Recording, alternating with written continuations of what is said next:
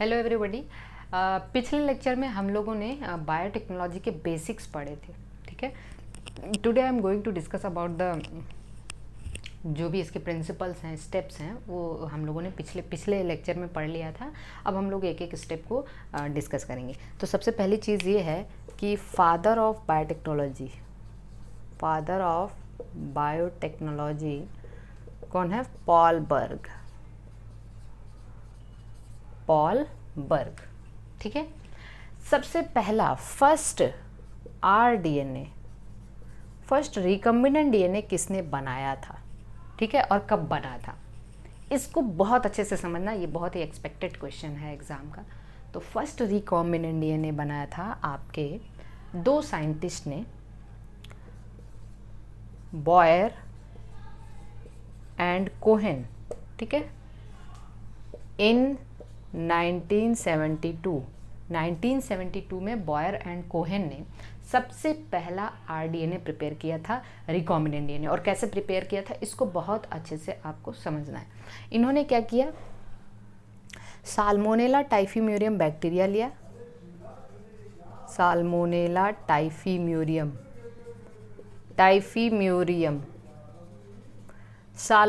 टाइफीम्यूरियम bacteria, suppose करिए कि this is the salmonella typhimurium bacterium और ये इसका मेन जीनोम है। This is a main genome, अच्छे से समझना है इसको।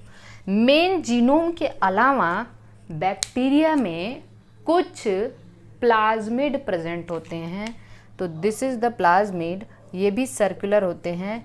ये प्लाज्मिड इसका नेटिव प्लाज्मिड है। नेटिव का मतलब, नेटिव टर्म याद रखना, नेटिव का मतलब ये ऑलरेडी इसमें प्रेजेंट है, जिसको हम कहते हैं एक्स्ट्रा क्रोमोसोमल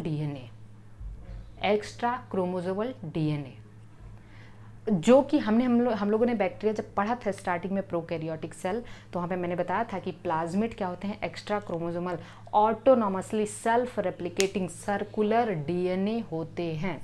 ये भी देखिए सर्कुलर होते हैं, डीएनए ही होते हैं, डबल स्ट्रैंडेड होते हैं, लेकिन ये ऑटोनॉमसली सेल्फ रेप्लिकेट मतलब इनका मेन जीनोम से कोई कनेक्शन नहीं होता है। ये क्या करते हैं? ये इनके पास या तो एंटीबायोटिक रेजिस्टेंट जीन होते हैं, ठीक है, ढेर सारी, मतलब ये क्या करते हैं? ये बैक्टीरिया को एडिशनल फिनोटाइपिक कैरेक्टर प्रोवाइड करते हैं। तो इनके पास क्या हो सकते हैं? एंटीबायोटिक रेजिस्टेंट जीन हो सकते हैं। बात समझ में आ रही है? तो इन्होंने क्या किया? साल्मोनेला टाइफीम्यूरियम बैक्टीरिया लिया और इसके मेन जीनोम के अलावा यहाँ क्या है? प्लाज्मिड। इस प्लाज्मिड से इन्होंने क्या निकाला? एंटीबायोटिक रेजिस्टेंट जीन निकाला। क्या लिया? एंटीबायोटिक रेजिस्टेंट जीन निकाल लिया, ठीक है। इस प्लाज्मिड से इन्होंने एंटीबायोटिक रेजिस्टेंस जीन एक्सट्रैक्ट कर लिया और इस, ध्यान समझना, इस एंटीबायोटिक रेजिस्टेंस जीन को इन्होंने, मैं इसको मिटा रही हूँ,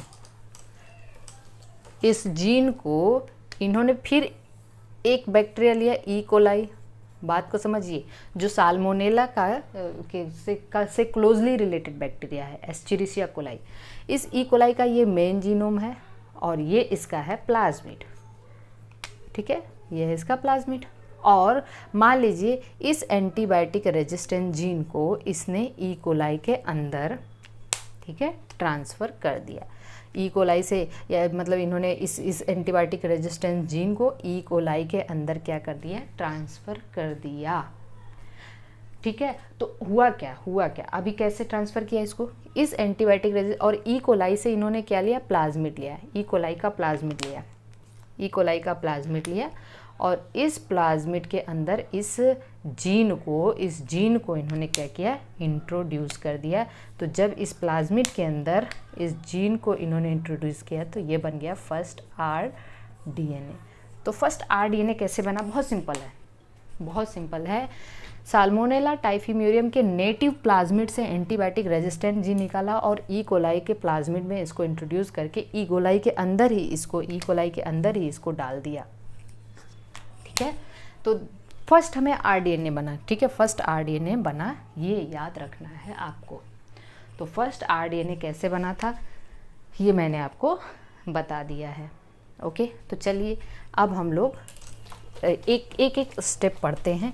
पहला स्टेप मैंने आपको क्या बताया था जब हम लोग बेसिक पढ़ रहे थे, तो सबसे पहला स्टेप आरडीएनए टेक्नोलॉजी का सबसे पहला स्टेप क्या था? Isolation of desired DNA, isolation of desired DNA. जो भी हमें जीन ऑफ इंटरेस्ट को आइसोलेट करना है वो हम कैसे करेंगे? तो हम क्या करेंगे, यहाँ पे यूज़ ऑफ एंजाइम्स करेंगे, ठीक है, एंजाइम को यूज़ करेंगे। अब मान लीजिए कि अब वो डीएनए जहाँ से हमें वो डिज़ायर्ड डीएनए निकालना है वो कैसा ऑर्गेनिज्म है। तो ऑर्गेनिज्म कैसा हो सकता है भाई? समझिए, ऑर्गेनिज्म हो सकता है यूकैरियोट्स हो सकते हैं, और ऑर्गेनिज्म क्या हो सकते हैं? प्रोकैरियोट्स हो सकते हैं, जहाँ से हमें डीएनए निकालना है। अगर वो यूकैरियोट है तो यूकैरियोट में वो क्या क्या हो सकता है? अब समझना एकदम अच्छे से समझना। यूकैरियोट में वो प्लांट सेल हो सकता है, ठीक है, यूकैरियोट में वो फंगल सेल हो सकता है, ठीक है, फंगल सेल हो सकता है, और यूकैरियोट में वो क्या हो सकता है? एनिमल सेल भी हो सकता है, ठीक है, एनिमल सेल भी हो सकता है। प्रोकैरियोट्स में वो क्या हो सकता है? बैक्टीरिया हो सकता है। तो चलिए, इसके अंदर ये ऑर्गेनिज्म है, इनके अंदर से हमें डिजायर्ड जीन निकालना है। तो डिजायर्ड, मान लीजिए ये ऑर्गेनिज्म है, इसके अंदर से हमें डिजायर्ड जीन निकालना है। तो हम सबसे पहले क्या करेंगे, इनके पास, इन दोनों के पास तो देखिए सेल वॉल है। अगर इनके पास सेल वॉल है तो सेल वॉल को, अगर हम प्लांट की बात करें तो इसकी सबसे पहले हमें सेल वॉल डिजॉल्व करनी पड़ेगी। तो यहाँ पे हम सेलुलोज और पेक्टिनेज यूज़ करेंगे ना भाई। सेल वॉल किसकी बनी है? सेलुलोज की, पेक्टिन की, ठीक है। तो सेलुलेज, पेक्टिनेज, फिर इसकी प्लाज्मा मेम्ब्रेन को हमें डिग्रेड करना होगा। तो इसकी प्लाज्मा मेम्ब्रेन को डिग्रेड करने के लिए प्रोटीएज और लाइपेजेस यूज़ करेंगे। बात समझ में आ रही है? तब तो हम डीएनए तक पहुंचेंगे। अभी हम बस केवल यही कर रहे हैं कि इसके सारे के सारे मेम्ब्रेन को डिग्रेड करेंगे। अगर मान लीजिए फंगल सेल है तो फंगल सेल की सेल वॉल को डिग्रेड करने के लिए हम काइटिनेज यूज़ करेंगे। फिर उसकी प्लाज्मा मेम्ब्रेन आएगी तो प्रोटीएज और लाइपेज यूज़ करेंगे, क्योंकि प्लाज्मा मेम्ब्रेन में प्रोटीन और लिपिड है। बात समझ में आ रही है? एनिमल सेल में सेल वॉल है नहीं, तो हम यहाँ पे केवल प्रोटीएज और लाइपेज एंजाइम यूज़ करते हैं। मतलब लिपिड और प्रोटीन, प्लाज्मा मेम्ब्रेन को केवल डिग्रेड करेंगे। अगर बैक्टीरियल सेल है तो बैक्टीरियल सेल में भी सेल वॉल है। इसकी सेल वॉल किसकी बनी होती है? बात बताइए जल्दी से मुझे। पेप्टिडोग्लाइकन की बनी होती है। तो पेप्टिडोग्लाइकन की सेल वॉल को डिग्रेड करने के लिए एक एंजाइम है, सबसे अच्छा एंजाइम है लाइसोजाइम। क्या है? लाइसोजाइम यूज़ करेंगे। तो हमने क्या किया? हमने किया ये कि हमने उसको जगह जगह पे क्या किया, हमने उसको सारी की सारी इसकी सेल वॉल और सेल मेम्ब्रेन को डिग्रेड कर दिया है। एकदम अच्छे से समझना, ये मैं आपको बता दे रही हूँ। ये आपकी बुक में पेज नंबर 201 पे है। इसको आपको बहुत अच्छे से समझना है, ठीक है। अब बताइए क्या करोगे आप? अब क्या करोगे?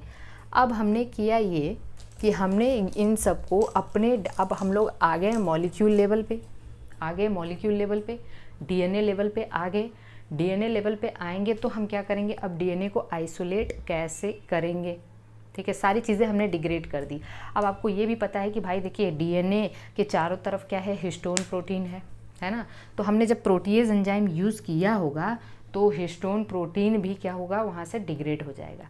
अब हमने क्या किया? हमारे पास, बहुत अच्छे से इस बात को समझना है आपको, हमारे पास जो भी चीज़ें, अब सेल के अंदर ढेर सारा कचरा भर गया ना, तो हमको वहाँ से डीएनए अपना निकालना है।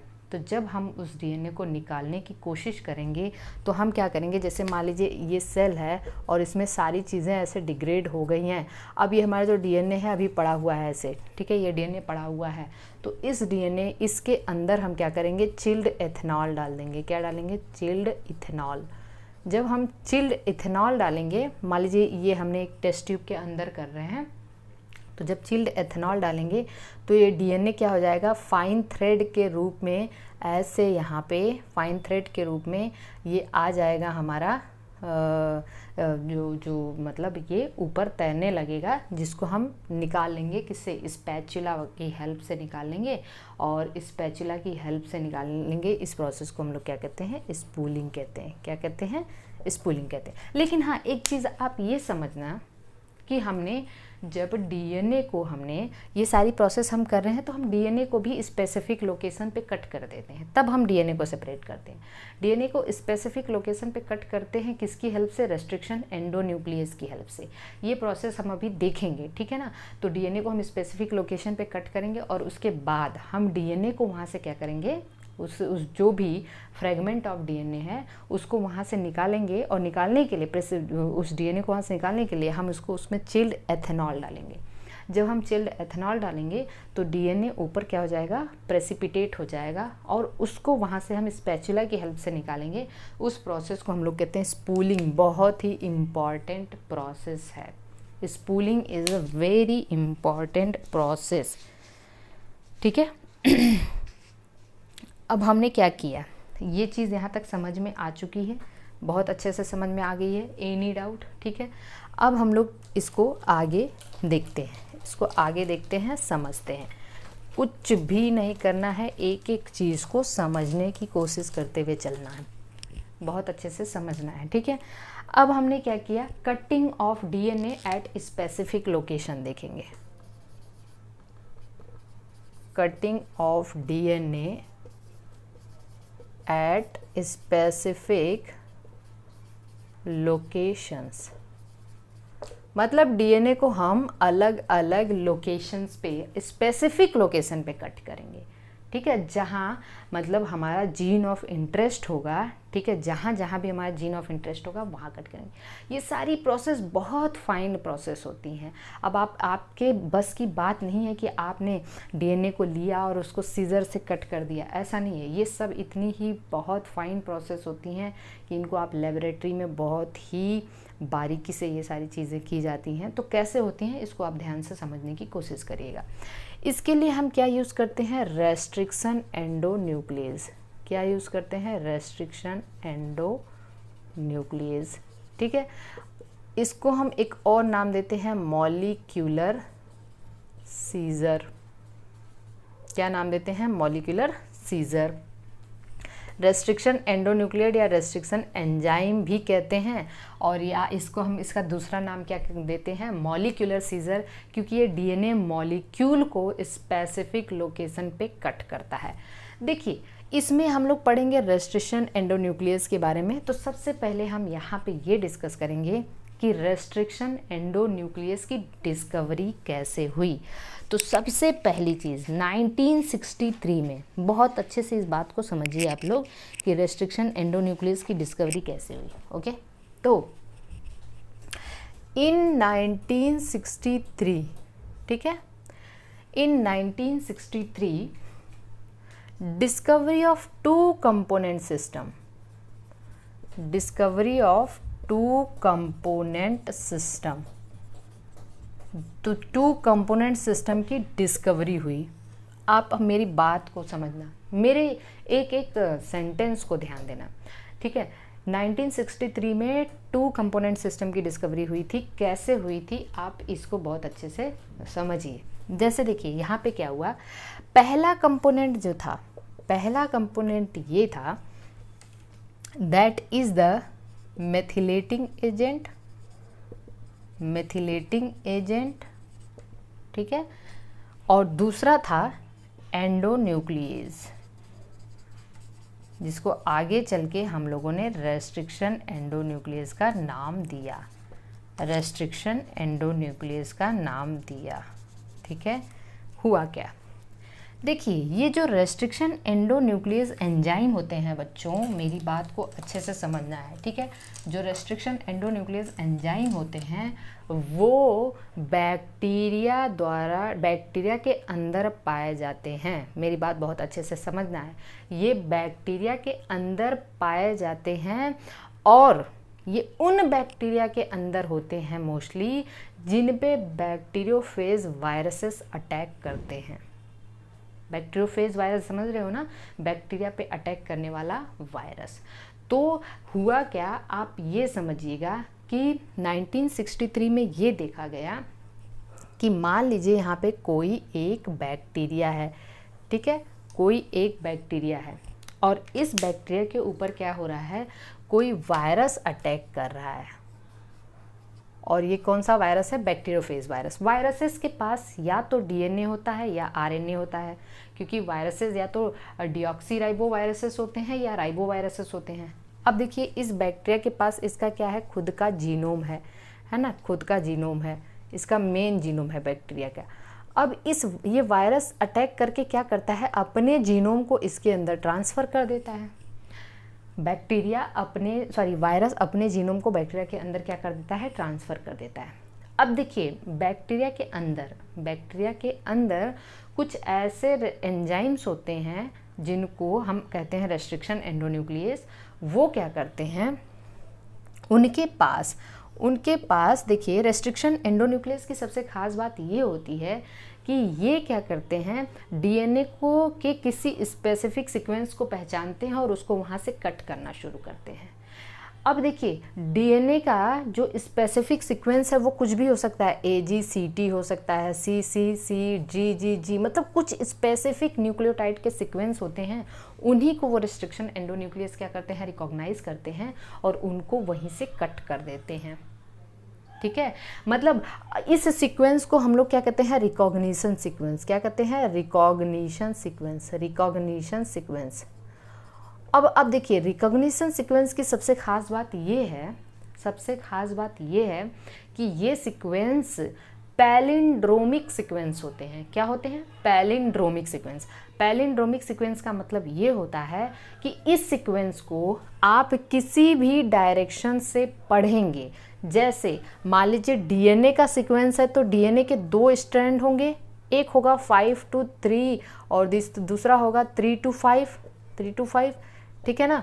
अब इसमें ये है कि पैलिंड्रोमिक सीक्वेंस का मतलब ये है कि डीएनए के किसी भी स्ट्रैंड में, ठीक है, उस सीक्वेंस को सेम डायरेक्शन से पढ़ोगे तो सीक्वेंस सेम आना चाहिए। जैसे कहने का मतलब ये है कि हमारे पास एक सीक्वेंस है GAATTC, ठीक है, ये 5' to 3' ये सीक्वेंस है GAATTC। और अब इसका क्या हो जाएगा? 3' पे G से C, ओके, TTAAG, यही हुआ ना। इसका जो हम कहेंगे कि इसका जो न्यूक्लियोटाइड होगा, ओके, दूसरे स्ट्रैंड पे वो यही होगा। अब आप देखिए इसे 5 to 3 पढ़ेंगे इस स्ट्रैंड पे, और यहाँ पे भी 5 to 3 पढ़ेंगे तो GAATTC आएगा, यहाँ पे भी GAATTC आएगा। इधर आप 3 to 5 पढ़िए और यहाँ से भी 3 to 5 पढ़िए, सीक्वेंसेस सेम आने जा रहे हैं। तो इसको हम लोग कहते हैं पैलिंड्रोमिक सीक्वेंस। और जो रेस्ट्रिक्शन एंडोन्यूक्लियस होते हैं वो क्या पहचानते हैं? उनका रिकॉग्निशन साइट पे क्या होता है? पैलिंड्रोमिक सीक्वेंस होता है, और उसी रिकॉग्निशन साइट को वो क्या करते हैं? पहचानते हैं और वहाँ से उसको कट कर देते हैं। ठीक है, तो होता क्या है कि 1963 में ऐसा देखा गया कि किसी बैक्टीरिया के अंदर बैक्टीरियोफेज वायरस ने अटैक किया, और तब ऐसा ऑब्जर्व किया गया कि देखिए ये बैक्टीरिया जो रेस्ट्रिक्शन एंडोन्यूक्लियस होगा, यहाँ पे 2 कंपोनेंट सिस्टम की डिस्कवरी हुई, और एक कंपोनेंट क्या कर रहा था? एक कंपोनेंट तो रेस्ट्रिक्शन एंडोन्यूक्लियस था और दूसरा कंपोनेंट था डीएनए मेथिलेज एंजाइम। क्या था? DNA methylase enzyme. अब आप ये समझिए कि मैं जो कहने जा रही हूँ थोड़ा सा कॉम्प्लिकेटेड लग रहा होगा, लेकिन आप समझने की कोशिश करिए। तो ये रेस्ट्रिक्शन एंडोन्यूक्लियस का काम ये है कि ये क्या करेगा? किसी स्पेसिफिक सीक्वेंस को पहचानेगा और इस वायरस को जगह पे क्या कर देता है? कट कर देता है। इसको जगह जगह पे कट कर देता है। ठीक है ना। मान लीजिए इसका स्पेसिफिक सीक्वेंस है ACTG, और जहाँ भी ACTG इसको मिला इस वायरस के जीनोम के अंदर, उस वायरस को वहाँ पे वो कट कर देगा। ठीक है, लेकिन अब आप ध्यान देना, लेकिन ये चीज़ तो इसके मेन जीनोम के अंदर भी हो सकती है। समस्या ये है कि अगर बैक्टीरिया के मेन जीनोम में भी ये ACTG मिल गया तो रेस्ट्रिक्शन एंडोन्यूक्लियस का काम है केवल काटना। ठीक है ना, रेस्ट्रिक्शन एंडोन्यूक्लियस उसको कट करेगा, उसको कहीं भी मिले ACTG या उसका जो सीक्वेंस है, रिकॉग्निशन साइट है, जो उसका रिकॉग्निशन सीक्वेंस है, उसको कहीं भी मिलेगा, या तो वायरस के डीएनए में मिले या फिर मेन जीनोम में, इसके खुद के मेन जीनोम में मिले, तो भी वो कट कर देगा। तो ऐसे तो बैक्टीरिया की भी डेथ हो जाएगी। है कि नहीं, ऐसे बैक्टीरिया की भी डेथ हो जाएगी। तो इसके लिए क्या है, इसके लिए इसके पास एक दूसरा मॉडिफिकेशन सिस्टम है। दूसरा मॉडिफिकेशन सिस्टम ये है कि दूसरा जो कंपोनेंट है वो है मेथिलेटिंग एजेंट, वो डीएनए मेथिलेज एंजाइम है। वो क्या करेगा कि उसको ये पता है कि ये वाला ACTG को कट करेगा, तो मेरे खुद के डीएनए में जहाँ भी ACTG है उसके किसी एक न्यूक्लियोटाइड पे मिथाइल ऐड कर दो, या एक या दो न्यूक्लियोटाइड पे ये मिथाइल ग्रुप ऐड कर देगा, जिससे अब इस इंसान को ये पता चल जाएगा कि ये हमारा डीएनए है। जो मेथिलेटिंग वाला है जिसमें मिथाइल ग्रुप अटैच्ड है वो मेरा डीएनए है, मैं उसको नहीं काटूंगा। ठीक है, तो ये होता क्या है कि इसने क्या किया, इसको हम लोग कहते हैं रेस्ट्रिक्शन मॉडिफिकेशन सिस्टम। क्या कहते हैं, रेस्ट्रिक्शन मॉडिफिकेशन सिस्टम। सो 1963 में रेस्ट्रिक्शन मॉडिफिकेशन सिस्टम की डिस्कवरी हुई थी। उसमें एक था रेस्ट्रिक्शन एंडोन्यूक्लियस, मतलब 2 कंपोनेंट सिस्टम की डिस्कवरी हुई थी। उसमें एक था रेस्ट्रिक्शन एंडोन्यूक्लियस की डिस्कवरी हुई, साथ ही साथ दूसरा था डीएनए मेथिलेटिंग एजेंट, जो डीएनए मिथाइलेज, और ये क्या करता है, अपने ओन डीएनए पे मिथाइल ग्रुप ऐड करने का काम करता है, जिससे इस रेस्ट्रिक्शन एंडोन्यूक्लियस को पता चल जाता है कि ये हमारा खुद का डीएनए है, इसे हमें नहीं काटना है। तो ये वायरस के जीनोम और अपने जीनोम के रिकॉग्निशन साइट में फ़र्क कर लेता है। सो ये हुआ हमारा 2 कंपोनेंट्स। याद रखना 2 कंपोनेंट सिस्टम की डिस्कवरी कब हुई थी, 1963 में हुई थी। अच्छा, सबसे पहला रेस्ट्रिक्शन एंडोन्यूक्लियस कौन है, हिंड सेकेंड। अब यहाँ पे डाउट आता है, ठीक है, तो हम लोग देखते हैं रेस्ट्रिक्शन एंडोन्यूक्लियस।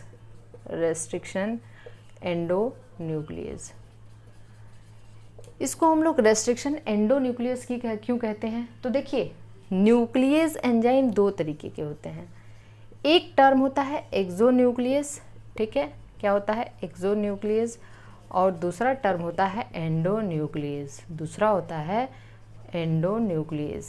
एक्सोन्यूक्लियस का मतलब ये होता है बच्चों कि अगर कोई एंजाइम, जैसे मैं आपको एक चीज़ बताने की कोशिश कर रही हूँ, इसको आप ध्यान से समझना, ठीक है, इसको ध्यान समझना। जैसे मान लीजिए ये आपका डीएनए सीक्वेंस है, ये क्या है, डीएनए सीक्वेंस है। अगर कोई एंजाइम इसको किनारे से कट कर रहा है, ठीक है, जैसे ये 5 प्राइम है, ये 3 प्राइम है, और ये 5 प्राइम है और ये 3 प्राइम है, अगर इसको ये किनारे से कट कर रहा है तो इसको हम एक्सोन्यूक्लियस कहते हैं। कोई एंजाइम इसको क्या करे, एकदम कॉर्नर से कट करे तो उसको हम एक्सोन्यूक्लियस कहते हैं। जो एंडोन्यूक्लियस है वो क्या करते हैं, बीच से कट करते हैं, कहीं बीच से अगर कट करते हैं तो उसको हम एंडोन्यूक्लियस कहते हैं। ठीक है, जो रेस्ट्रिक्शन एंडोन्यूक्लियस है, वो रेस्ट्रिक्शन जो एंजाइम है वो क्या है, एंडोन्यूक्लियस है, मतलब डीएनए को ये क्या करता है, बीच बीच से कट करता है। बात समझ में आ गई। रिकॉग्निशन सीक्वेंस क्या है, पैलिंड्रोमिक सीक्वेंस क्या है, एंडोन्यूक्लियस क्या है। अब हमें एक चीज़ और समझना है, हमें ये समझना है कि जो रेस्ट्रिक्शन एंडोन्यूक्लियस है, first restriction endonuclease was hind second. अब आप समझिए कि हिंड सेकेंड सबसे पहला एंडोन्यूक्लियस था। तो अब पहले हम लोग ये समझ लेते हैं कि जो रेस्ट्रिक्शन एंडोन्यूक्लियस है उसका नॉमनक्लेचर कैसे किया जाता है। उसका नॉमनक्लेचर करने के लिए मैं आपको बता दूं इसका नॉमनक्लेचर कैसे किया जाता है। जैसे मान लीजिए हमारे पास एक रेस्ट्रिक्शन एंडोन्यूक्लियस है इको R1 एक रेस्ट्रिक्शन एंजाइम है, ठीक है, एंडोन्यूक्लियस है, मॉलिक्यूलर सीजर कहते हैं इसको। अब देखिए ये जो है फर्स्ट लेटर है, फर्स्ट लेटर क्या डिनोट करता है, फर्स्ट लेटर डिनोट करता है this is the first letter of, ये जो ई है, ठीक है, this is the first letter of genus. Bacteria का जो जीनस है उसका फर्स्ट लेटर है, ठीक है, मतलब एस्चेरिशिया। ये कहाँ से ऑब्टेन किया गया है, एस्चेरिशिया कोलाई से, ठीक है। और जो ये सेकेंड 2 लेटर है, को रिप्रेजेंट कर रहा है इसके स्पीसीज का फर्स्ट 2 लेटर्स। तो कोलाई का को आ गया यहाँ पे। आर रिप्रेजेंट कर रहा है स्ट्रेन, कौन से स्ट्रेन से, जैसे आप बहुत स्ट्रेन पढ़ते हो, आर स्ट्रेन, रफ, स्मूथ, पढ़ते हो ना, तो आर इज द स्ट्रेन। और फर्स्ट का मतलब क्या है, this is the order of discovery. Order of discovery, order of discovery का मतलब ये है बच्चों, ध्यान से समझना, इसका मतलब ये है कि सबसे पहले मतलब इको एस्चेरिशिया कोलाई से कितने रेस्ट्रिक्शन एंडोन्यूक्लियस डिस्कवर हुए हैं और उनमें सबसे पहले कौन डिस्कवर, जैसे इको आर सेकेंड रहता, मतलब ये सेकेंड डिस्कवर है इसी सेम स्पीसीज से जो दूसरी बार मतलब सेकेंड टाइम ये जो एंजाइम डिस्कवर हुआ उसको हम सेकेंड कह देंगे। ठीक है, तो इसी तरीके से जो हिंड सेकेंड है, अब आप कहोगे, आपको एक कन्फ्यूजन होगा कि सबसे पहला रेस्ट्रिक्शन एंडोन्यूक्लियस है तो हिंड सेकेंड कैसे हुआ, हिंड फर्स्ट कहाँ गया। ठीक है ना, आपके दिमाग में ऐसा कन्फ्यूजन आएगा। याद रखना, ये चीज़ याद रखना, फर्स्ट रेस्ट्रिक्शन एंडोन्यूक्लियस को हम लोग हिंड सेकेंड कहते हैं। हिंड का मतलब ये है, देखिए हिंड सेकेंड का मतलब ये है H for haemophilus, H for haemophilus, IN for influenzae, मतलब हीमोफिलस इन्फ्लुएंजी से इसको discover, D is the strain और second is the order of discovery. लेकिन second is the order of discovery का मतलब ये है, second is the order of discovery का मतलब ये है कि ये डिस्कवर, अब मेरी बात को अच्छे से समझना है, जो ये क्या हुआ था, हिंड फर्स्ट डिस्कवर हो चुका था, मेरी बात को समझिए, लेकिन वो प्यूरीफाई और आइसोलेट नहीं किया जा सका था। ठीक है ना, उसको प्यूरीफाई और आइसोलेट नहीं किया गया था, वो हो ही नहीं पाया था। ओके, और जो हिंड फर्स्ट था वो एक्सोन्यूक्लियस था, वो का क्या था, एक एक्सोन्यूक्लियस था, इसलिए उसका नाम ही नहीं आया कहीं। तो उसी हीमोफिलस इन्फ्लुएंजी से, बहुत अच्छे से समझिए, हीमोफिलस इन्फ्लुएंजी से जो पहला एंडोन्यूक्लियस डिस्कवर किया गया वो हिंड सेकेंड था, वो एंडोन्यूक्लियस था। Hind first was the exonuclease और हिंड सेकेंड को डिस्कवर किया गया, उसको प्यूरिफाई भी किया गया, उसको आइसोलेट भी कर लिया गया। तो इसीलिए कहा जाता है कि जो हिंड फर्स्ट था वो एक्सोन्यूक्लियस था। तो फर्स्ट रेस्ट्रिक्शन एंडोन्यूक्लियस क्या था, हिंड सेकेंड। यहाँ तक बात समझ में। और आज तक अप्रॉक्सीमेटली 230 बैक्टीरियल स्ट्रेन से more than 900 restriction endonuclease discover किए जा चुके हैं। ये डेटा भी आपको याद रखना है। 230 स्ट्रेन से लगभग 900 एंडोन्यूक्लियस डिस्कवर किए जा चुके हैं। यहाँ तक बात समझ में आ चुकी है। ओके, अब आइए हम लोग इसको आगे देखते हैं। रेस्ट्रिक्शन एंडोन्यूक्लियस क्या करता है, कैसे कट करता है, ये सारी चीज़ों को समझना बहुत ज़रूरी है। तो रेस्ट्रिक्शन एंडोन्यूक्लियस के बारे में हमें समझ में आ चुका है। अच्छा, एक क्वेश्चन आपको मैं बता दूं। क्वेश्चन ये है कि अगर कोई पूछ रहा है कि आपको दिया है कि किसी भी एंडोन्यूक्लियस का, रेस्ट्रिक्शन एंडोन्यूक्लियस का जो पैलिंड्रोमिक सीक्वेंस है वो 6 लेटर का है, 6 न्यूक्लियोटाइड का है। पैलिंड्रोमिक सीक्वेंस जो है वो 6 न्यूक्लियोटाइड का है, जिसमें से 3 आपको दिया है और 3 पता करना है। तो आपको कैसे पता रहेगा? तो जैसे उसमें दे दिया कि ATC, first 3 palindrome sequence ATC है, तो अगला 3 क्या होगा? अगला 3 क्या होगा? कैसे निकालेंगे इसको? आप कैसे निकालेंगे? आपको दिया है कि एक रेस्ट्रिक्शन एंडोन्यूक्लियस है जिसका हमें फर्स्ट 3 रिकॉग्निशन साइट का जो फर्स्ट 3 न्यूक्लियोटाइड है वो हमें पता है, लेकिन अगला नहीं पता है 3। कैसे निकालोगे आप? तो इसको निकालने के लिए बहुत सिंपल है। आप इसको कुछ भी मान लीजिए, 5' to 3' मान लीजिए या 3 to 5 मान लीजिए, और इधर भी आप 5, इधर क्या मानेंगे, 5 to 3 बना देंगे और ATC लिख देंगे यहाँ पे। बस 5 to 3 ATC लिख देंगे, ATC। अब बता दो मुझे कि यहाँ कौन आएगा? यहाँ पे आ जाएगा T, यहाँ पे आ जाएगा A, यहाँ पे आ जाएगा G। इसी तरीके से यहाँ पे आ गया T, यहाँ पे आ गया A, यहाँ पे आ गया G। तो ये बहुत सिंपल है बनाना।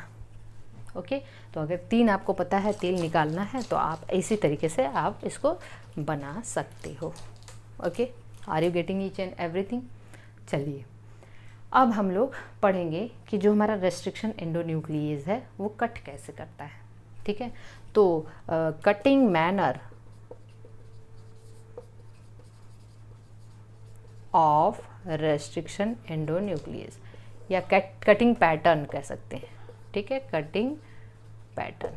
देखिए रेस्ट्रिक्शन एंडोन्यूक्लियस डीएनए को कैसे कट करता है, किसी भी रिकग्निशन सीक्वेंस को कैसे कट करता है। तो ये इसके दो मैनर होते हैं, एक होता है ब्लंट कट या फ्लश कट, और दूसरा होता है स्टेगर्ड कट। क्या होता है? Staggered cut. अब आप इसको समझिए। ब्लंट कट का मतलब ये होता है कि अगर आपका जो कट पोजीशन है if fall exactly on the axis of symmetry, ठीक है, जैसे मान लीजिए हमारे पास एक सीक्वेंस है X X X Y Y Y, ठीक है, अगर जो कट पॉइंट है वो fall exactly on the axis of symmetry, तो जो एंड जनरेट होगा वो बिल्कुल क्या होगा? सेम होगा। इसको हम लोग कहते हैं कट, ब्लंट कट। क्या कहते हैं? Blunt cut. ओके। अगर समझिए दूसरी चीज, अगर स्टैगर्ड कट में क्या है कि जो कट पॉइंट है if doesn't fall on the axis of symmetry, जैसे मान लीजिए GAATTC है, तो इधर भी हो गया GAATTC है, ठीक है, तो ये 5 to 3 हो गया, ये 5 to 3 हो गया। तो एक्सिस ऑफ सिमेट्री पे नहीं फॉल होता है जो कट पॉइंट, उसको हम स्टेगर्ड कट कहते हैं, और इस वजह से जो एंड जनरेट होता है इसको हम कहते हैं स्टिकी एंड। क्या कहते हैं? स्टिकी एंड या ओवर हैंगिंग एंड या कोहेसिव एंड। क्या कहते हैं? Cohesive and. और यहाँ पे जो एंड जनरेट हुआ इसको हम ब्लंट एंड के ही कहते हैं, ब्लंट एंड। तो जैसे देखिए ये जो मैंने सीक्वेंस लिखा है बच्चों बहुत अच्छे से याद रखना है, गटक से याद रख सकते हैं आप, GAATTC, ये इको R1 का है रिकॉग्निशन साइट, इको R1 का पैलिंड्रोमिक सीक्वेंस है ये GAAT, और इको R1 इसको इस G और A के बीच कट करता है, दोनों तरफ से G और A के बीच कट करता है। तो आपके पास एक क्या बन गया, अगर ये G और A के बीच कट करेगा इको R1, तो आपके पास एक क्या बन गया 5 प्राइम G3 प्राइम बना ना, और दूसरा क्या बनेगा 5 प्राइम AATTC3 प्राइम, और इसी तरीके से नीचे भी बन जाएगा।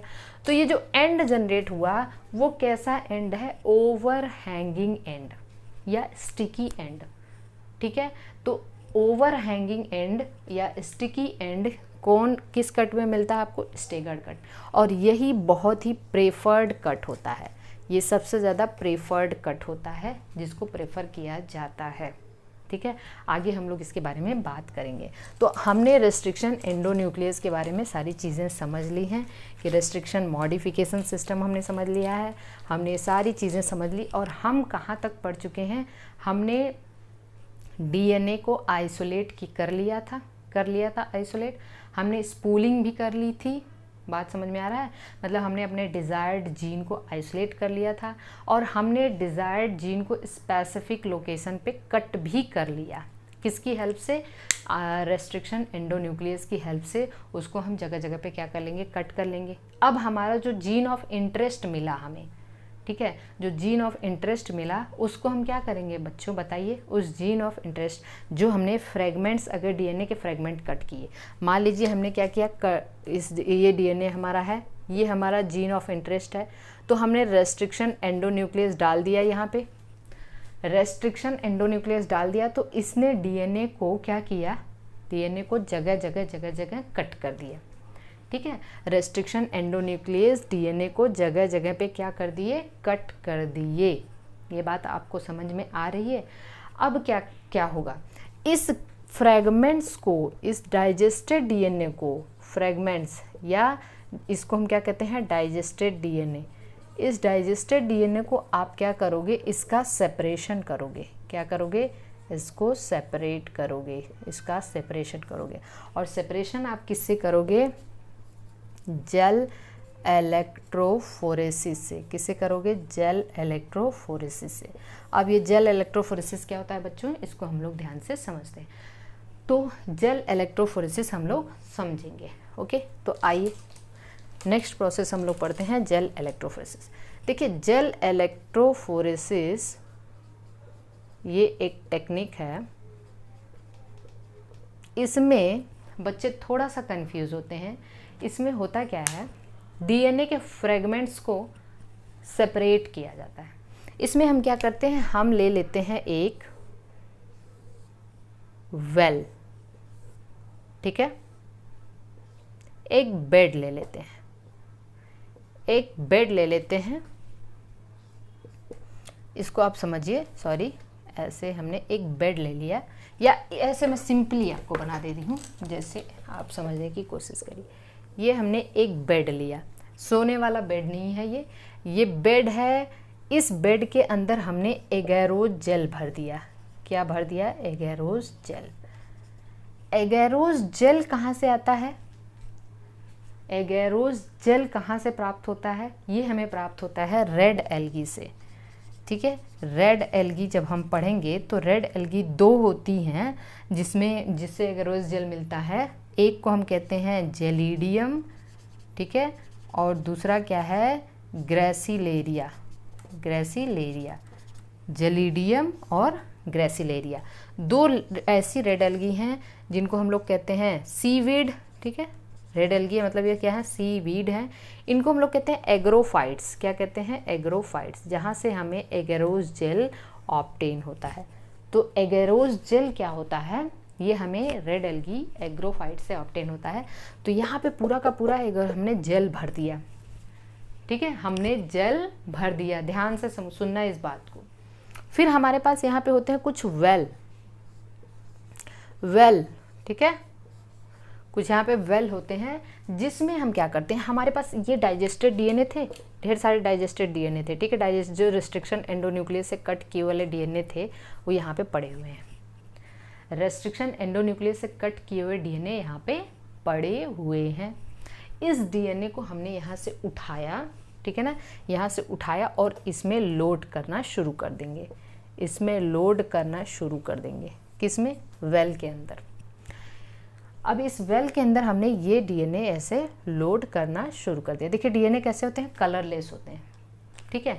इसमें लोड किया। अब देखिए ये जो जेल है ना, जेल कैसा होता है? पोरस होता है। कैसा होता है? पोरस होता है। जेल पोरस होता है। इसमें छोटे पोर्स होते हैं। इस पोर मतलब ये कैसा होता है? पोरस होता है। इसमें पोर होते हैं। और डीएनए कैसा है? धागे वाला है, धागे नुमा स्ट्रक्चर है, थ्रेड लाइक स्ट्रक्चर है। तो डीएनए उस पोर में से निकल के मूव करना शुरू करता है। अब डीएनए भाई कोई लिविंग चीज़ तो है नहीं, है ना, कोई लिविंग चीज़ तो है नहीं, कैसे उस पोर से निकलना शुरू करेगा? उसके लिए कुछ तो ऐसा चाहिए कि वो यहाँ से निकल के आगे तक मूव करे। तो उसके लिए हम क्या करते हैं? इलेक्ट्रिक फील्ड जनरेट करते हैं। क्या करते हैं? इलेक्ट्रिक फील्ड जनरेट करते हैं। तो इलेक्ट्रिक फील्ड हम क्या करेंगे? डीएनए कैसा चार्ज होता है? निगेटिवली चार्ज होता है। डीएनए का चार्ज कैसा है? निगेटिव है। तो वो किसकी तरफ अट्रैक्ट होगा? पॉजिटिव। तो हमने क्या किया, इस एंड पे हमने इस एंड पे डीएनए लोड किया है, तो हमने इस एंड पे पॉजिटिव चार्ज वाला इलेक्ट्रोड लगा देंगे। ठीक है। और पॉजिटिव चार्ज वाले इलेक्ट्रोड को क्या कहते हैं बच्चों? एनोड कहते हैं। एनायन जिधर मूव करता है उसको हम एनोड कहते हैं। पॉजिटिव चार्ज वाला इलेक्ट्रोड लगाया जिसको हम क्या कहते हैं? एनोड। तो यहाँ पे क्या है? पॉजिटिव चार्ज और इधर नेगेटिव चार्ज। बात समझ में आ रही है? अब डीएनए यहाँ से अट्रैक्ट होना शुरू होगा और इस छोटे पोर्स से निकल के आगे मूव करना शुरू करेगा। तो यहाँ पे क्वेश्चन ये बनता है कि जो डीएनए का सेपरेशन है वो साइज के बेसिस पे होता है कि चार्ज के बेसिस पे होता है? वो साइज के बेसिस पे होता है कि चार्ज के? दोनों काम करता है। यहाँ पे साइज भी है और चार्ज भी है। बहुत इंपॉर्टेंट चीज़ है ये, दोनों है, साइज भी है, चार्ज भी है, लेकिन अल्टीमेटली जीतता है साइज। अब आपको पता है जो सबसे छोटे साइज़ वाले डीएनए होंगे वो काफ़ी आगे निकल आएंगे और जो बड़े साइज़ वाले डीएनए होंगे वो कम मूव कर पाएंगे। जो सबसे छोटे साइज़ वाले डीएनए होंगे उनका साइज़ काफ़ी छोटा है तो आगे निकल आएंगे, वो ज़्यादा दूर तक मूव कर पाएंगे। और जो सबसे बड़ा फ्रेगमेंट होगा वो नियर द वेल रह जाएगा, वेल के पास रह जाएगा। बात समझ में आ रही है? तो ये साइज और चार्ज दोनों के बेसिस पे सेपरेशन होता है बच्चों, बहुत ही इम्पॉर्टेंट है। कंफ्यूज नहीं होना है कि केवल साइज नहीं कहना है आपको, ठीक है। अब हमने क्या किया, अब हम यहाँ से फ्रेगमेंट, अभी कुछ नहीं, डीएनए कलरलेस है, डीएनए बिल्कुल कलरलेस है। डीएनए अगर बिल्कुल कलरलेस है तो हमें इस जेल पे दिखाई ही नहीं देगा कि डीएनए है कहाँ। तो इसके लिए हम क्या करते हैं, इसके लिए हम यहाँ पे डाई छिड़कते हैं और उस डाई का नाम है इथीडियम ब्रोमाइड। क्या है? Ethidium bromide. अब हमने क्या किया, यहाँ पे डाई डाल दिया डाई, लेकिन फिर भी हमें ये डाई में ये जब हमने स्टेन किया तो भी हमें जेल के अंदर ये दिखाई नहीं देता है। इसको दिखाई देने के लिए हमने यहाँ पे एक लैंप लगा दिया यूवी रेडिएशन का। किसका? यूवी रेड्स का लैंप लगाया। जब यूवी रेज हमने डाला स्टेनिंग के बाद, तब हमें यहाँ पे डीएनए के ऑरेंज कलर के बैंड्स दिखाई देते हैं। किस कलर के? ऑरेंज कलर के बैंड दिखाई देते हैं। तो सबसे पहले हमने डीएनए को चार्ज और साइज़ के बेसिस पे सेपरेट किया और उसके बाद क्या किया, हमने इथीडियम ब्रोमाइड डाला और इथीडियम ब्रोमाइड के बाद हमने यूवी रेज डाला। तो जब यूवी रेज डाला तो हमें ऑरेंज कलर के बैंड दिखाई देंगे। अब हम क्या करेंगे, इस डीएनए को यहाँ से फ्रेगमेंट्स जो भी हमें पता चल जाएगा कि हमारा जब हमने फ्रेगमेंट कट किया था ना रेस्ट्रिक्शन एंडोन्यूक्लियस, तो अब हमें पता चला कि this is our gene of interest, यही हमारा जीन ऑफ इंटरेस्ट है, इसको हमें यहाँ से निकालना है, ठीक है। ये कैसे पता चलेगा, ये सब देखिए साइंटिस्ट जानते हैं। अभी हमें ये बताने की ज़रूरत नहीं कि हमें कैसे पता चलेगा कि यही हमारा जीन ऑफ इंटरेस्ट है। हमें बस अपना जीन ऑफ इंटरेस्ट निकालना है नीट क्रैक करने के लिए, ठीक है। तो हम यहाँ से जीन ऑफ इंटरेस्ट को यहाँ से निकालेंगे।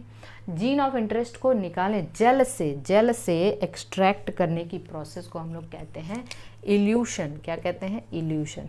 तो दो तीन टर्म आपको पता होना चाहिए। पहला स्पूलिंग हमने बताया था, चिल्ड इथेनॉल डालने के बाद डीएनए को स्पून की हेल्प से या स्पैचुला की हेल्प से वहाँ से प्रेसिपिटेटेड डीएनए को निकालना स्पूलिंग कहलाता है। और इल्यूशन क्या कहलाता है? इल्यूशन कौन सी प्रोसेस है?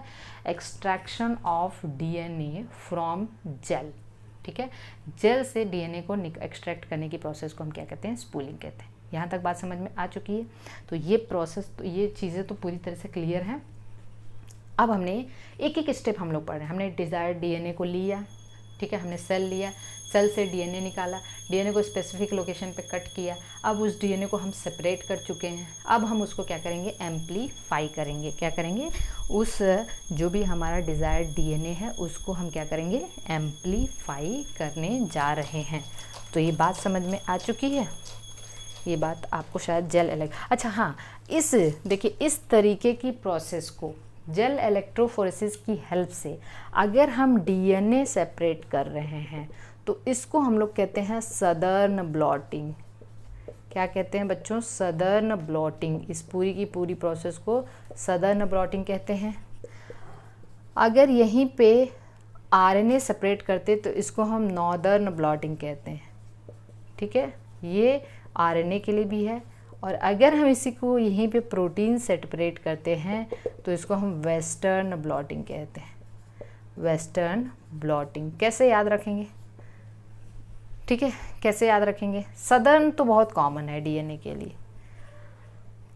देखिए सब में एन आ रहा है, इस एन को हम हटा दे रहे हैं। नॉर्दर्न में एन आ रहा है, आरएनए में एन आ रहा है, आरएनए में भी एन। नहीं, ये तो सिंपल सी बात है। तो आप कैसे भी अपना भी कोरिलेट करके याद रख लेना इसको। डीएनए सदर्न ब्लॉटिंग, इसमें कन्फ्यूजन है हमें। आरएनए और इसमें कन्फ्यूजन है, प्रोटीन में कन्फ्यूजन है। तो आरएनए में पहले एन आ रहा है तो नॉर्दर्न ब्लॉटिंग से आप याद रख सकते हैं, ठीक है ना। तो इस तरीके के सेपरेशन को हम लोग कहते हैं सदर्न, नॉर्दर्न और वेस्टर्न ब्लॉटिंग कहते हैं। इसको आप अच्छे से समझ लेना। चलिए, जो अब हमने जीन ऑफ इंटरेस्ट अपना पा लिया है, this is the gene of interest हमारा, ये हमारे सामने है। This is gene of interest. अब इस जीन ऑफ इंटरेस्ट को हम लोग क्या करेंगे? एम्प्लीफाई करेंगे। क्या करेंगे? एम्प्लीफाई। एम्प्लीफाई का मतलब ये है बच्चों कि क्योंकि जो जीन ऑफ इंटरेस्ट, अब उसकी कॉपी नंबर को हम बढ़ाएंगे, ठीक है, उसकी कॉपी नंबर को हम बढ़ाएंगे। तो कैसे करेंगे? इसके लिए सबसे पहले हम अगली टेक्निक पढ़ते हैं, पीसीआर। पीसीआर को हम लोग कहते हैं पॉलीमरेज चेन रिएक्शन, क्या कहते हैं, पॉलीमरेज चेन रिएक्शन। अच्छा, पीसीआर के फादर थे कैरी म्यूलिस, कैरी म्यूलिस, ठीक है। इसमें हम क्या करते हैं, अपने जीन ऑफ इंटरेस्ट की कॉपी नंबर को कैसे बढ़ाते हैं और कौन कौन से स्टेप आते हैं इसको हम समझेंगे। पीसीआर जिस ट्यूब में किया जाता है, टेस्ट ट्यूब में किया जाता है, उस ट्यूब को हम कहते हैं एपेंडार्फ, एपेंडार्फ ट्यूब, उसको हम कहते हैं एपेंडार्फ ट्यूब, ठीक है। यहाँ तक बात समझ में आ चुकी है। अब हम देखेंगे इसमें 3 स्टेप आता है, ठीक है, 3 स्टेप आता है। पहला स्टेप है डीनेचुरेशन, दूसरा स्टेप है एनिलिंग या हाइब्रिडाइजेशन, और तीसरा स्टेप है एक्सटेंशन, ठीक है, एक्सटेंशन, डीनेचुरेशन, एनिलिंग और एक्सटेंशन। अब चलिए देखिए हम क्या करते हैं इसको। अब मान लीजिए ये हमारा है gene of interest, this is our gene of interest, ये है हाइड्रोजन बॉन्डिंग होगी, ठीक है। ये हमारा जीन ऑफ इंटरेस्ट, जीन का मतलब डीएनए का ही तो पार्ट है ना, तो जीन ऑफ इंटरेस्ट मतलब this is the 5 prime to 3 prime and this is 3 prime to 5 prime, so this is our gene of interest. ये जीन ऑफ इंटरेस्ट है, इसी की हमें कई कॉपी बनानी है। तो हम सबसे पहले क्या करेंगे, सबसे पहली प्रोसेस हम करते हैं डीनेचुरेशन। डीनेचुरेशन का मतलब ये होता है कि हम डीएनए के दोनों स्ट्रैंड को सेपरेट करेंगे, डीएनए के दोनों स्ट्रैंड को पहले क्या करेंगे, सेपरेट करेंगे। तो डीनेचुरेशन में हम क्या करते हैं, इसका टेम्परेचर काफ़ी ज़्यादा बढ़ा देते हैं, लगभग 90 डिग्री सेंटीग्रेड के आसपास टेम्परेचर ले जाते हैं, जिससे यहाँ पे हाइड्रोजन बॉन्ड ब्रेक हो जाता है, हाइड्रोजन बॉन्ड ब्रेक हो जाता है। जैसे इनके बीच में कौन सा बॉन्ड है, हाइड्रोजन बॉन्ड ही है ना, तो हाइड्रोजन बॉन्ड क्या हो जाता है, ब्रेक हो जाता है। बात समझ में आ रही है। तो यहाँ पे डीनेचुरेशन में क्या हुआ, हाइड्रोजन बॉन्ड ब्रेक हो गए, तो हमारे पास ये दोनों स्ट्रैंड सेपरेट हो गए, 5 prime to 3 prime and this is the 3 prime to 5 prime. तो first step is the denaturation, okay. Second step हम क्या करेंगे बच्चों, एनीलिंग करेंगे। एनीलिंग को हम लोग कहते हैं हाइब्रिडाइजेशन, और यहाँ पे अब हम टेम्परेचर को थोड़ा कम कर देंगे। देखिए क्योंकि यहाँ पे हमें तोड़ना है, तो तोड़ने के लिए टेम्परेचर काफ़ी बढ़ाना पड़ता है। यहाँ पे एनीलिंग का मतलब हम कुछ जोड़ने जा रहे हैं, तो जोड़ने में हमें टेम्परेचर काफ़ी कम रखना पड़ेगा ताकि जोड़ने वाली जो प्रोसेस है वो कंप्लीट हो सके। तो जोड़ने के लिए, हाइब्रिडाइजेशन करने के लिए हम temperature approximately 50 to 60 degree centigrade के आसपास रखते हैं। और हम जोड़ते क्या हैं, यहाँ पे हम प्राइमर ऐड करते हैं। क्या ऐड करते हैं, प्राइमर। प्राइमर क्या है बच्चों, ध्यान से समझिए। प्राइमर एक ओलिगोन्यूक्लियोटाइड है। क्या है, ओलिगोन्यूक्लियोटाइड है। ओलिगोन्यूक्लियोटाइड है, आरएनए का कुछ छोटा सा पार्ट होता है। Oligonucleotide of 8 to 10 nucleotide, 8 to 10 nucleotides का ये सीक्वेंस होता है, 8 से 10 न्यूक्लियोटाइड का ये सीक्वेंस होता है। और ये प्राइमर हमेशा 3 प्राइम एंड पे जोड़ा जाता है। हम डीएनए रेप्लिकेशन पढ़ेंगे तो वहाँ पे हम इस चीज़ को बहुत अच्छे से समझेंगे। प्राइमर हमेशा 3 प्राइम एंड पे जोड़ा जाता है। तो चलिए हमने इस प्राइमर को 3 प्राइम एंड पे जोड़ दिया, 3 प्राइम एंड के पास में। तो ये 3 है, ये 5 to 3 हो गया, और ये भी क्या हो गया, 5 to 3। अब हमने यहाँ पे प्राइमर जोड़ दिया, ठीक है ना, प्राइमर जोड़ दिया। इसी प्रोसेस को हम कहते हैं एनीलिंग। और अगली प्रोसेस ये है बच्चों, नेक्स्ट प्रोसेस ये है जो अगली तो प्राइमर हमने यहाँ जोड़ा ना, एनीलिंग हम यहाँ कर देते हैं, ठीक है। ये हो गया हमारा एनीलिंग, ठीक है। अब अगली प्रोसेस है जिसको हम कहते हैं एक्सटेंशन। क्या कहते हैं, एक्सटेंशन। एक्सटेंशन का मतलब ये होता है कि अब ये हमारे पास 2 स्ट्रैंड के 2 प्राइमर हो गए। ये अब इसके पास ये क्या हो गया, अब ये आगे चल के अपने न्यूक्लियोटाइड बनाएगा, ये आगे चल के इस न्यूक्लियोटाइड मतलब अपने कॉम्प्लीमेंट्री न्यूक्लियोटाइड को जोड़ेगा। तो उसको जोड़ने के लिए एक्सटेंशन में हमें क्या चाहिए, हमें चाहिए डीएनए पॉलीमरेज, ठीक है, और हमें चाहिए डीऑक्सी न्यूक्लियोटाइड्स, ठीक है। डीएनए पॉलीमरेज हम कौन सा यहाँ यूज़ करते हैं, टैग पॉलीमरेज, पढ़ चुके हैं हम लोग। Tag polymerase. टैग पॉलीमरेज कैसा पॉलीमरेज है? थर्मस एक्वेटिकस बैक्टीरिया, एक आर्की बैक्टीरिया होता है। थर्मस एक्वेटिकस बैक्टीरिया एक आर्की बैक्टीरिया है, उसके डीएनए पॉलीमरेज को हम टैग पॉलीमरेज कहते हैं, जो हम यहाँ पे यूज़ करते हैं क्योंकि यहाँ पे टेम्परेचर काफ़ी ज़्यादा होता है। ह्यूमन का डीएनए पॉलीमरेज यहाँ पे सरवाइव नहीं कर सकता, वर्क नहीं कर पाएगा, इसलिए हम टैग पॉलीमरेज यूज़ करते हैं। ये काफ़ी ज़्यादा, क्योंकि एक्सटेंशन का जो टेम्परेचर हम लोग रखते हैं 72 डिग्री सेंटीग्रेड के आसपास रखते हैं, ठीक है। तो इसमें हम डीएनए पॉलीमरेज यूज़ करते हैं और डीऑक्सी न्यूक्लियोटाइड, और ये क्या करते हैं? अपने कॉम्प्लीमेंट्री स्ट्रैंड को बना लेते हैं। फिर उसके बाद हम अगली प्रोसेस रिपीट, तो एक स्ट्रैंड से हमारे पास 2 स्ट्रैंड हो गए, फिर 2 से 4 हो जाएंगे, 4 से 8 हो जाएंगे। इस तरीके से मिलियंस ऑफ कॉपी हम लोग बना लेते हैं। तो 3 प्रोसेस आपको याद रखना है, डीनेचुरेशन, एनीलिंग और एक्सटेंशन, ठीक है। बात एकदम अच्छे से समझ में आ चुकी है। तो आज के लेक्चर में हम लोग ये टेक्निक्स पढ़ लिए हैं। अब अगले लेक्चर में हम देखेंगे वेक्टर क्या होता है, ठीक है। वेक्टर के अलावा फिर हम देखेंगे कि जीन ट्रांसफ़र की प्रोसेस कैसे की जाती है, फिर आरडीएनए और ये सारी चीज़ें जो अगले स्टेप्स हैं वो हम अगले लेक्चर में पढ़ेंगे।